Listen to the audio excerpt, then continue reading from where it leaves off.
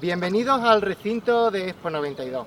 Desde la asociación Legado Expo vamos a acompañarles durante los próximos minutos en un recorrido para llevarles hasta ustedes nuestras tradicionales visitas guiadas. Este año, por estas circunstancias especiales, tenemos que volver a repetir este formato virtual, pero no queríamos dejar la oportunidad de que conocieran el legado de la Exposición Universal. Un legado que cambió no solamente Sevilla, sino también todo lo que es nuestra región, Andalucía y España. A lo largo de nuestro recorrido, mis compañeros y yo les ofreceremos algunos datos y conoceremos algunas curiosidades de los edificios que nos han llegado hasta nuestros días, estos pabellones en los que miles de personas pudieron disfrutar de un trocito de cada uno de los países y empresas participantes. Desde la Asociación Legado Expo queremos seguir manteniendo viva la llama y el recuerdo de este evento y mantener sobre todo su legado patrimonial, que creemos muy importante para la ciudadanía y su conocimiento muy importante para su mantenimiento y protección. Muchas gracias por acompañarnos en esta visita y les dejo ahora mismo con mis compañeros que vamos a comenzar a recorrer el recinto de la Exposición Universal.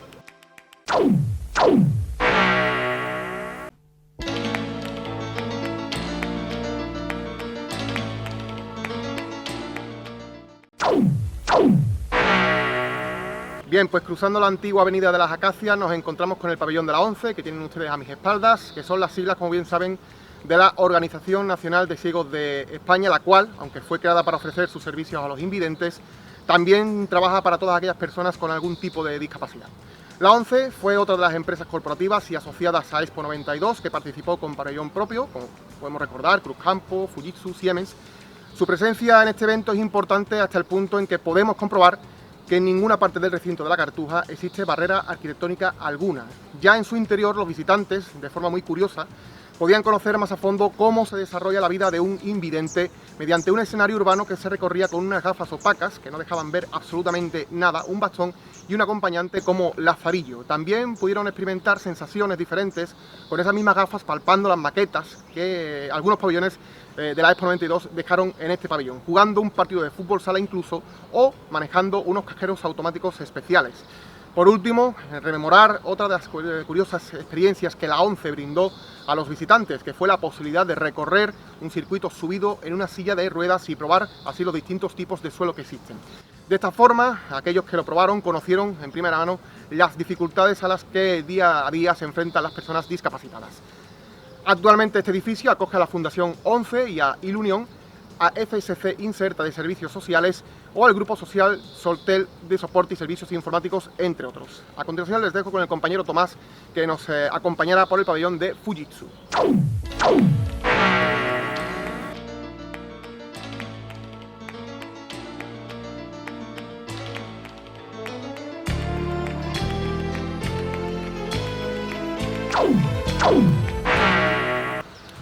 En la calle Leonardo da Vinci nos encontramos al pabellón de Fujitsu. Esta fue otra de las compañías tecnológicas patrocinadoras de la Expo 92. Fujitsu se presentó con un edificio sencillo, de formas claramente geométricas, pero lo interesante no estaba fuera, sino dentro del pabellón. Si miramos hacia la parte superior, del cual estarán apareciendo imágenes, podremos ver una cúpula semiesférica de color blanco. Bajo ella se encontraba una sala de cine en la que se proyectó la aclamada película Ecos del Sol. Se trata de un cortometraje en 3 dimensiones que, para visualizarlo y debido a la avanzadísima técnica, se necesitaban unas gafas especiales de cristal líquido para generar un fenómeno tridimensional. La duración era de 20 minutos y su argumento partía del descubrimiento de la tecnología del arte. Aunque la película ya fue proyectada en la exposición de Osaka del 90, más de 20 años después continuó cosechando un éxito clamoroso. Para demostrarlo, solo decir que su coste ascendió a casi 30 millones de euros, convirtiéndose en una de las más caras del cine. En Sevilla aún se recuerdan las carreras que daban los primeros visitantes que accedían al recinto para conseguir una de las entradas que en menos de 10 minutos estaban agotadas para el resto de la jornada. Actualmente el edificio lo ocupa el Centro del Profesorado de Sevilla, encontrándose sin uso la famosa sala de cine en 3 dimensiones. A continuación pasaremos al pabellón de Canadá, que será explicado por el compañero Jaime.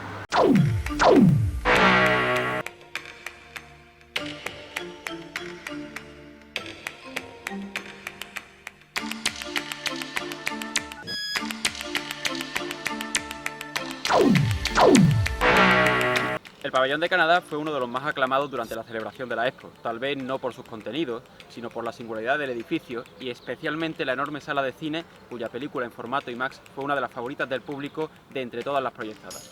El pabellón fue diseñado por el estudio Bing Tom y su fachada, recubierta por 3.200 placas de zinc y estaño, le daban un particular color.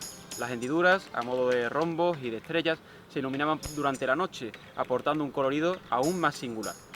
Como ya hemos dicho antes, el hecho de que incluyera una película de reconocida calidad hizo que el pabellón de Canadá fuese uno de los más concurridos por los visitantes, lo cual llevó a unas colas antológicas que todavía hoy se recuerdan. De hecho, y en parte, también con cierta gracia, se suele decir que gracias a la Expo muchos sevillanos aprendimos y nos aficionamos a hacer cola. Una muestra de ello está en algunas de las columnas que se encuentran junto a la entrada del pabellón. Si nos acercamos a ellas, a las que permanecen en su estado original, veremos pintadas de visitantes en las que iban describiendo sus tiempos de espera. Seguro que encontramos alguna de alguien que llegó a estar 6, 7 o incluso 8 horas para acceder al pabellón. Casi nada. El edificio fue vendido por el gobierno canadiense al Ministerio de Industria español por una peseta y tras algunas reformas actualmente acoge la Escuela de Organización Industrial, la EOI, la cual imparte numerosos cursos de formación para empresarios y directivos. Actualmente comparte el edificio la denominada Sala Vox Cartuja, que aprovecha el antiguo cine auditorio del pabellón para situar en él una sala de espectáculos y un centro de formación sobre eventos. Pasamos ahora al pabellón de Mónaco con nuestro compañero Rafa.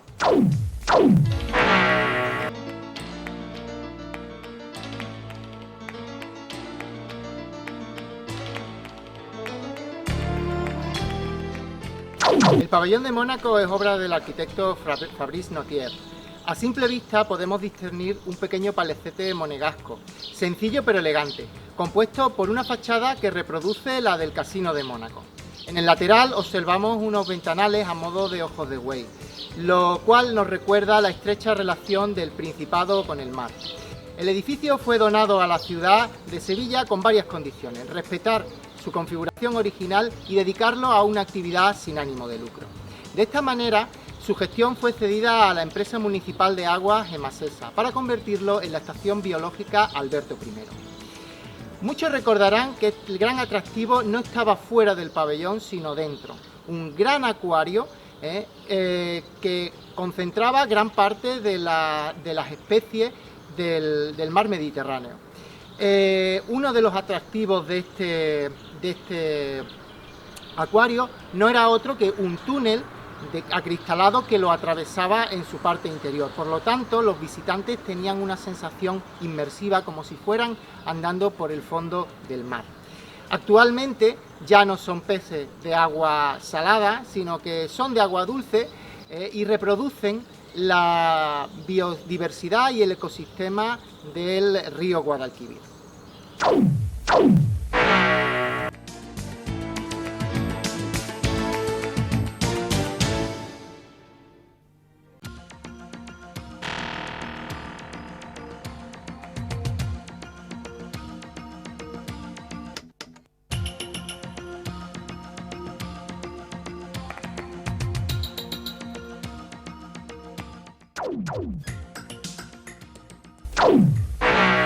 Los arquitectos José Ramón Moreno y Orestes del Castillo fueron los encargados de diseñar este pabellón que tengo a mi espalda. El edificio, que se pensaba demoler una vez terminada la muestra, se decidió mantener en pie. En sus contenidos hacía un recorrido por la historia de Cuba, desde que la isla servía para la congregación y el resguardo en la bahía de La Habana de la flota española en tránsito del Nuevo y el Viejo Mundo. Se hacía especial hincapié en los logros cubanos en materias sociales, tales como la famosa salud pública cubana, la educación y la investigación científica, particularmente la biomedicina. También se exponían los atractivos naturales de la isla con contenidos audiovisuales, pero el eje principal de la muestra estaba constituido por la propia gente de la isla, los cuales por medio de representaciones folclóricas mostraban el gran mestizaje y la diversidad cultural del pueblo cubano, deleitando a todo el público. El pabellón disponía también de un famoso restaurante en el que se podía degustar la gastronomía tradicional cubana. En la actualidad, y con un aspecto totalmente diferente, es ocupado por Verificaciones Industriales de Andalucía S.A., encargada de la inspección técnica de vehículos.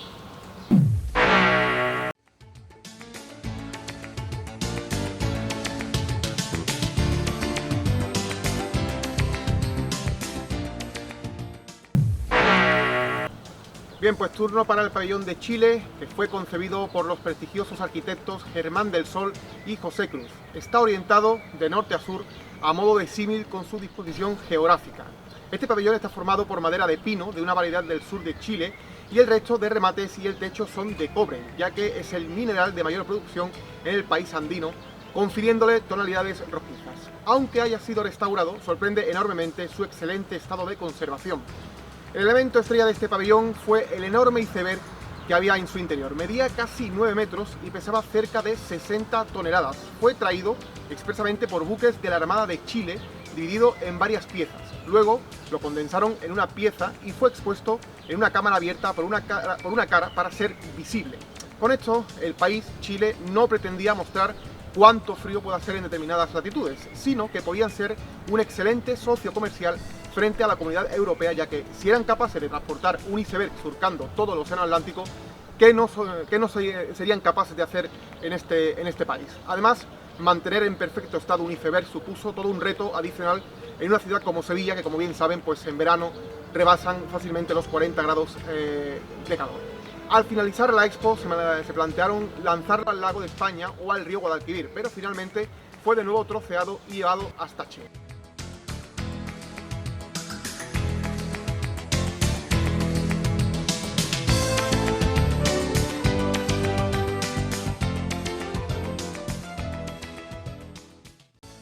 A continuación, el compañero Tomás nos va a acompañar en la visita por la avenida 4.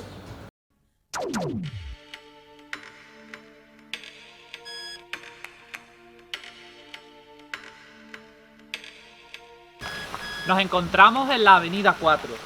Las avenidas de la Exposición Universal fueron concebidas como lugares de encuentro y disfrute para los visitantes. En dichos espacios, la vegetación y el agua eran los protagonistas. Esta avenida fue diseñada por el arquitecto Gerardo Ayala, el mismo que firmó el Teatro Central de la exposición. La avenida se desarrollaba entre dos hitos principales.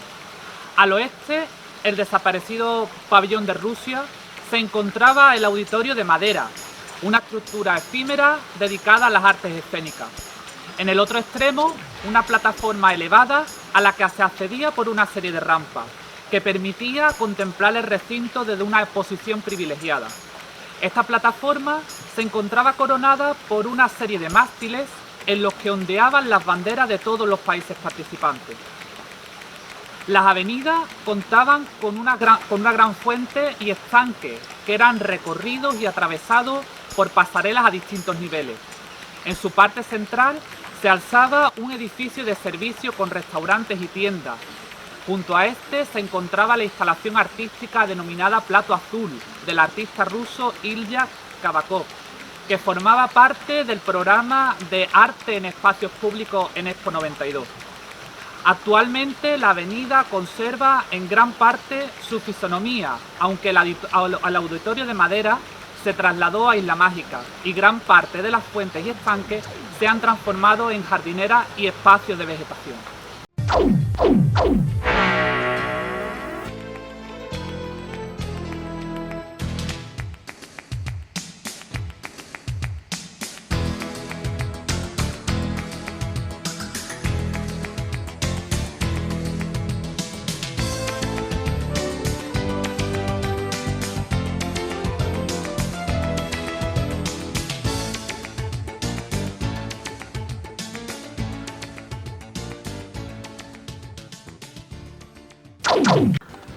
Nos encontramos frente al Pabellón del Futuro, que se encuentra en un sitio privilegiado de la isla de la Cartuja, entre lo que fue el Canal de los Descubrimientos, que veis aquí a mi espalda, y los Jardines del Guadalquivir, que se encuentra a la espalda del pabellón.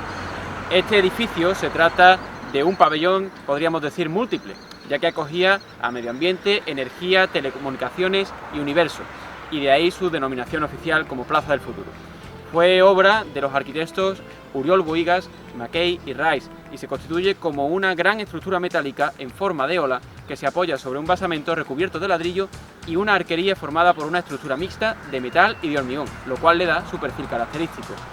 Entre los pabellones que conformaban el pabellón Plaza del Futuro, los visitantes de Expo 92 podían ver desde los últimos avances en televisión digital, telefonía y redes de datos, así como también enviar mensajes a las estrellas en lo que algunos esperaban pudiera ser en un futuro mensajes recibidos por posibles formas de vida extraterrestre. En las inmediaciones de este pabellón además también se encuentra la réplica de 70 metros del cohete Ariane 4 a escala real, así como la antena del Instituto de Astrofísica de Canarias, que servía para enviar esos mensajes al espacio, así como también la maqueta del primer satélite español, el Hispasat. Junto a todo ello también se presentaba la lanzadera Hermes y el acelerador de partículas LEP del CERN, el Centro de Aceleradores de Partículas Europeo, que fueron visitables durante la etapa del pabellón en Cartuja, Parque de los Descubrimientos, una vez que cerró sus puertas Expo 92.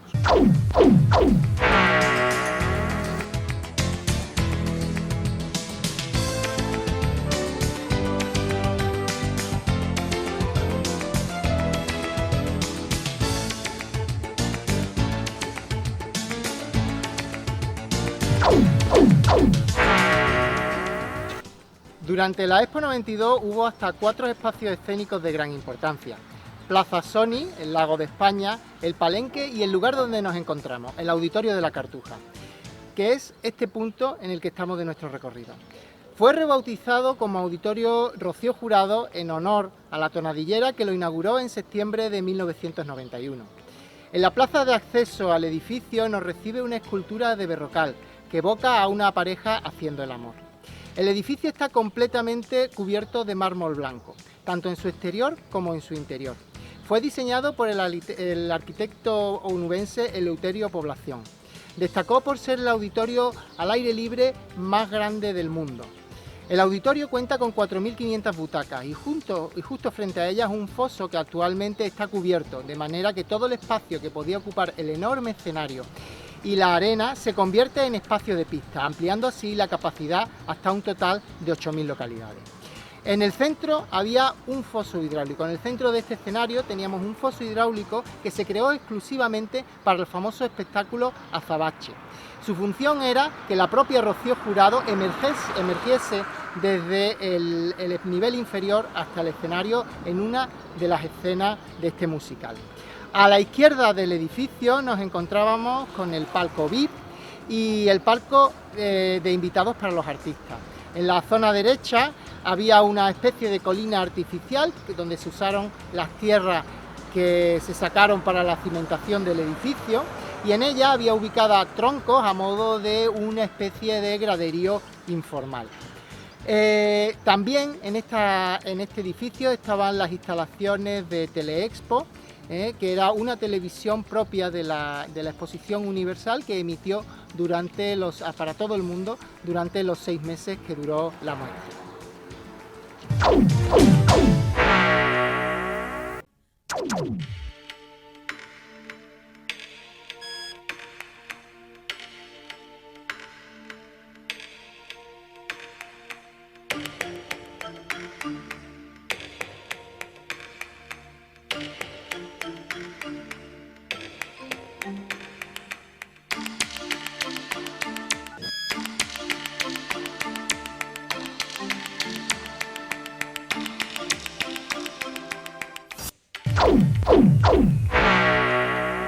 La avenida 5 de los Arces es la avenida situada más al sur de la zona internacional, siendo a la vez la más estrecha de las 5 existentes. Su diseño corrió a cargo del estudio norteamericano SITE, uno de los estudios de arquitectura y paisajismo más relevantes internacionalmente del último tercio del siglo XX. La avenida está recorrida por un muro de vidrio por el que caía una cortina de agua. Este muro serpenteante representa al río Guadalquivir como unión entre el viejo y el nuevo mundo. En la parte este, Un edificio cubierto de roca representa el nacimiento del río y en el otro extremo desemboca en un estanque que simboliza el océano Atlántico. Los quiebros de este muro río albergaban edificios de servicio donde se alojaban tiendas y restaurantes. Los espacios adyacentes se encontraban cubiertos con pérgolas vegetales. Hoy en día se conserva casi toda la fisonomía de la avenida, aunque en su mayor parte ya no fluye el agua por ese muro de cristal que hablamos, excepto en un pequeño tramo que aún sigue manteniendo.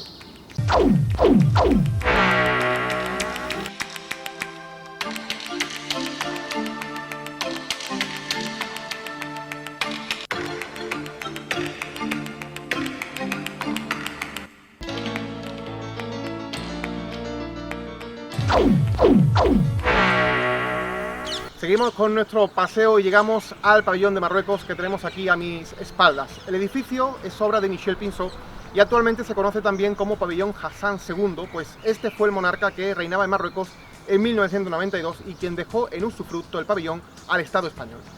La verdad es que no hay mucho que decir acerca de la belleza de este edificio, es algo palpable. Los pequeños mosaicos están compuestos por miles de pequeñas piezas talladas a mano, tantas que al inaugurarse la exposición universal aún no habían terminado su trabajo los operarios, circunstancia que en cierto modo le confirió cierto encanto al poder ver en vivo cómo trabajaban estos artesanos magrebíes. A través del recorrido se promueve la convivencia entre culturas y religión y mediante el conocimiento mutuo y el intercambio de ideas que fomenten un acercamiento entre los pueblos mediterráneos. El mobiliario es prácticamente original al de 1992.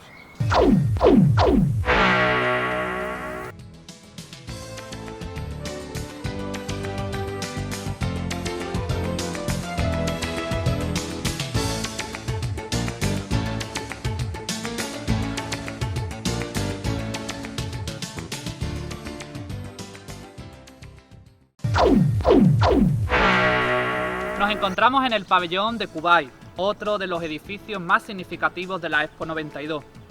Su diseño pertenece al que podríamos considerar uno de los arquitectos españoles más polémicos, Santiago Calatrava, también autor del Puente del Alamillo. Quien conozca la obra de este autor la habrá identificado perfectamente.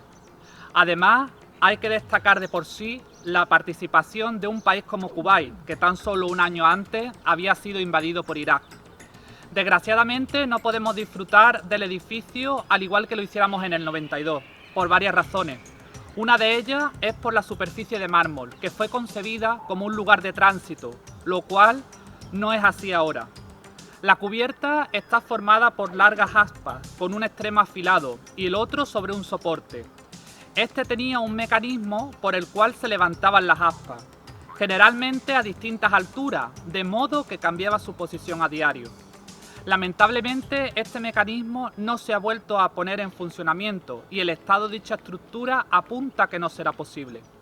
Por último, destacar los accesos al pabellón, que se hacían por unas escalinatas con peldaños amplios y de poca altura. En la actualidad es el Centro de Gestión Medioambiental de la Junta de Andalucía y también fue escenario de videoclips de música como, por ejemplo, el del famoso cantante Sting.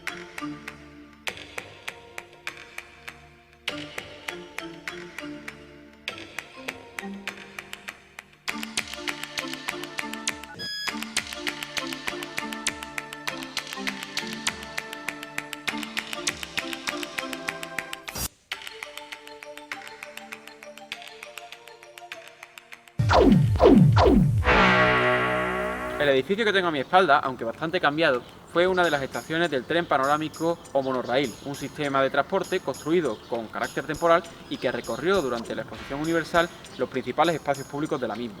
Un recorrido de 3.100 metros en una vía colocada sobre pilares y elevada a 7 metros, lo cual daba unas vistas bastante interesantes del recinto. Un proyecto además que tuvo un presupuesto de 2.700 millones de pesetas y que incluía 6 trenes que hacían un recorrido aproximado de 15 minutos a una velocidad de 20 km/h. El sistema tenía una capacidad de 4.200 pasajeros a la hora y contaba con varias estaciones. Se demolieron algunas, como la que se encontraba frente al pabellón Plaza de África y otras frente al pabellón de Andalucía, y esta es la única que se conserva frente al pabellón de Kuwait, si bien, como decía, bastante remodelada para acoger empresas y también algunos restaurantes. Su diseño estuvo a cargo de la firma suiza Von Roll y se montó por la parte de las empresas de Recados y Construcciones y Abengoa Sociedad Anónima. La construcción del sistema de monorraíl se inició en el 90, terminándose en el verano del 91. En cuanto a la seguridad, estaba dotado de un sistema anticolisión que se basaba en una red de diodos. Estos diodos permitían que los trenes guardasen una distancia de seguridad entre sí de 540 metros y al estar situados estos diodos cada 10 metros controlaban una posible caída de tensión que pudiese producir un acortamiento de la distancia entre los trenes. Sin duda, el monorraíl fue uno de los elementos de transporte más señeros de la exposición de 1992.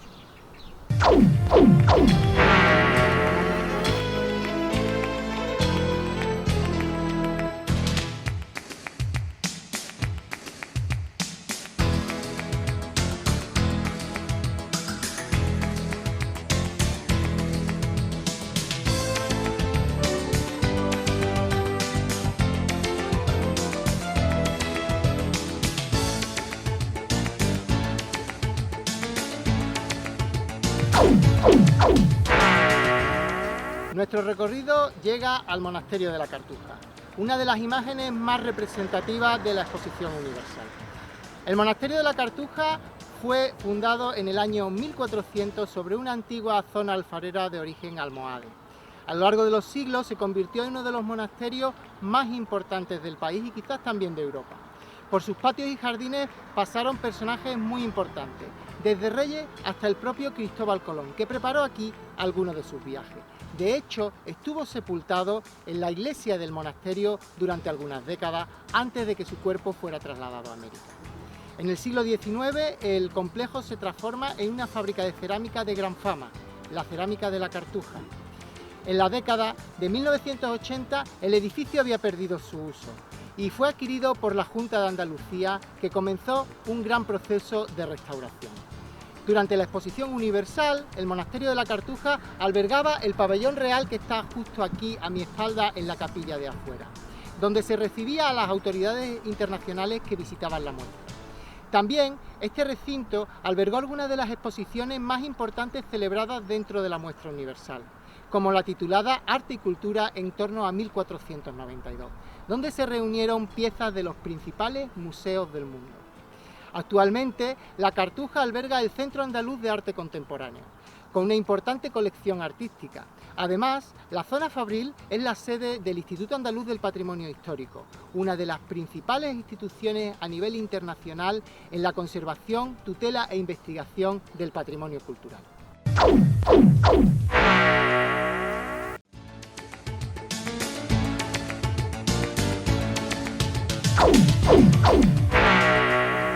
Bueno, en este lugar en el que nos encontramos tuvo lugar la inauguración oficial de Expo 92.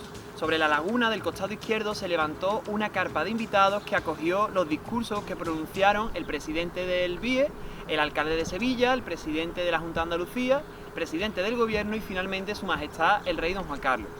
Junto a la carpa se situó la banda de música Soria 9. Una vez inaugurada la Expo, se dispararon las salvas de honor. Las chimeneas de la antigua fábrica de loza expulsaron humo de colores, se soltaron al cielo decenas de globos con la bandera de los países participantes y los campanarios de todas las iglesias de Sevilla comenzaron a repicar. Cabe destacar varias curiosidades de la inauguración. En primer lugar, en sí el día, el 20 de abril. Si hacemos bien las cuentas, la Expo 92 no duró precisamente 6 meses o 180 días. como todas las exposiciones universales, sino 176 días. Pero esto obligaba a trasladar la inauguración al 17 de abril, que era Viernes Santo, y como es lógico, es tan señalado día en absoluto es viable, pues fue inviable inaugurarla ahí. Otra cuestión importante fue la asistencia, pues el 20 de abril solo pudieron acceder al recinto 2 grupos de personas. Por un lado, los poseedores del pase de temporada y por otro, los sevillanos más previsores del mundo, pues nada menos que 4 años antes, la prensa local repartió una cartulina que era nada menos que una invitación para entrar a la Expo el día de su inauguración. Muchos obviaron la famosa tarjetita, pero quienes la conservaron y creyeron en la promesa tuvieron la suerte de disfrutar de tan señalado día.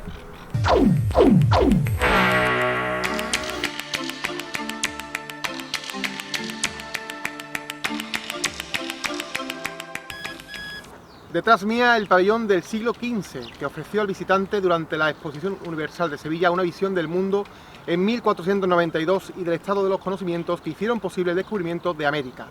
Un recorrido a través de la sociedad, la cultura, las concesiones cosmográficas y la mitología, en que se emplearon reproducciones, piezas originales, audiovisuales, actores, robots y toda clase de medios. Construido en el interior del recinto del Monasterio de la Cartuja, que es donde nos encontramos, se concibió en 4 áreas diferenciadas, tanto en sus contenidos como en su funcionalidad: el jardín, la zona de espera, el espectáculo y la salida, que tuvieron como función desde dulcificar la espera del público hasta recrear el valor simbólico y alegórico de los jardines en el siglo XV, momento en el que se gestaban los modelos europeos clásicos de ornamentación vegetal. A través de un repertorio de imágenes alegóricas y elementos espectaculares como un gran reloj astronómico plagado de ventanas de proyección y carruseles de figuras y un gran mapamundi de la época. El espectáculo fue el componente central de este pabellón y elementos y plantaciones de la época sugirieron al público la transición del mundo medieval al renacentista.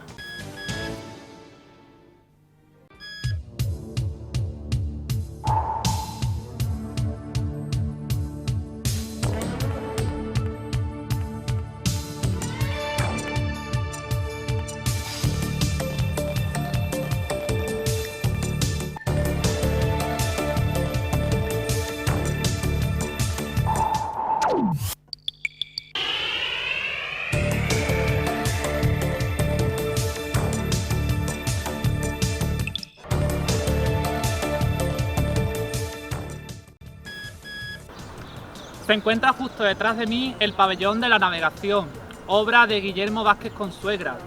Tiene 10.400 metros cuadrados construidos y su diseño nos recuerda a la imagen de la quilla de un barco invertida. La cubierta, situada a casi 20 metros de altura, está formada por láminas de madera. El edificio ilustró durante la Expo 92 la importancia de los descubrimientos geográficos a través de la evolución que en diversas culturas ha sufrido las técnicas de la navegación. En la fachada que da al río, apoyándose sobre robustos pilares, se desarrolla una amplia plataforma que sirve de balcón mirador al Guadalquivir. Apoyados sobre este balcón se alinean 5 lucernarios prismáticos de vidrio que iluminan el interior del pabellón. Otro de los grandes atractivos de este pabellón sigue siendo su torre mirador, separada del resto del edificio, situada al final del pantalán que se adentra en el río, elemento vertical que sirve como contrapunto a las grandes superficies horizontales. La torre se desdobla en 2 piezas de distinta configuración formal. Una sobre el pantalán, metálica y ligera, que adopta la geometría de un prisma recto de base triangular, que contiene las escaleras de descenso, y otra de hormigón blanco que en forma de quilla hunde sus cimientos en el río, conteniendo el sistema de rampas y ascensores. Su altura, en torno a los 60 metros, le confiere la condición de un privilegiado mirador sobre la ciudad.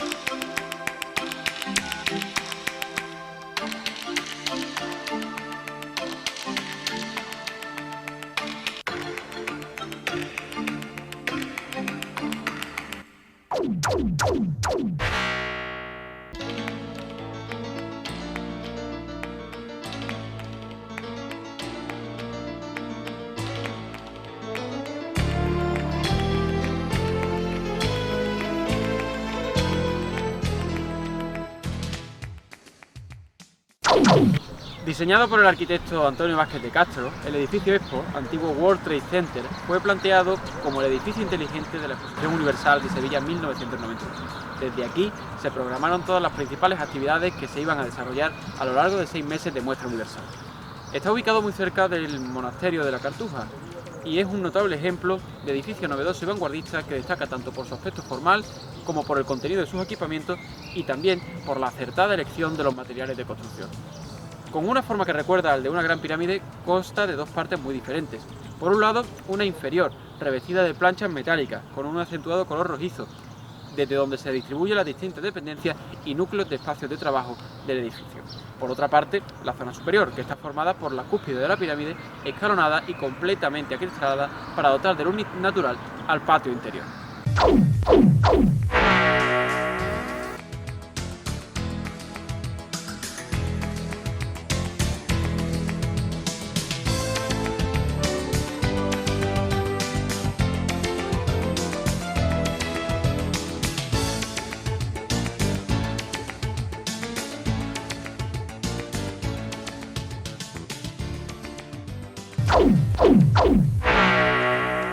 El centro de prensa de Expo 92 albergaba el trabajo de cientos de periodistas que cubrirían a diario la actualidad de la exposición. En este lugar se encontraban las oficinas de las delegaciones de las televisiones, radios y periódicos acreditados. Además, en este edificio estaban las salas para las ruedas de prensa y las instalaciones necesarias para el desarrollo de la actividad informativa. La relevancia de las personalidades de la política y la cultura que a diario visitaban la exposición, además de la cantidad de eventos y espectáculos que se llevaban a cabo, convertían a la isla de la Cartuja en un foco mediático internacional. El edificio se articula en torno a un patio a un nivel más bajo que el de la calle y se encuentra rodeado de una columnata que le da un aire clásico y monumental, inspirado en los pabellones de otras exposiciones, como el pabellón de arte moderno de la Exposición de París de 1937, más conocido como el Palais de Tokio. Actualmente, el centro de prensa alberga el Centro de Educación Superior ESIC, diversas oficinas de la Junta de Andalucía y el Liceo Francés de Sevilla. Desgraciadamente, en estos últimos meses se ha procedido a una restauración del mismo, en la cual ha perdido parte de su colorido.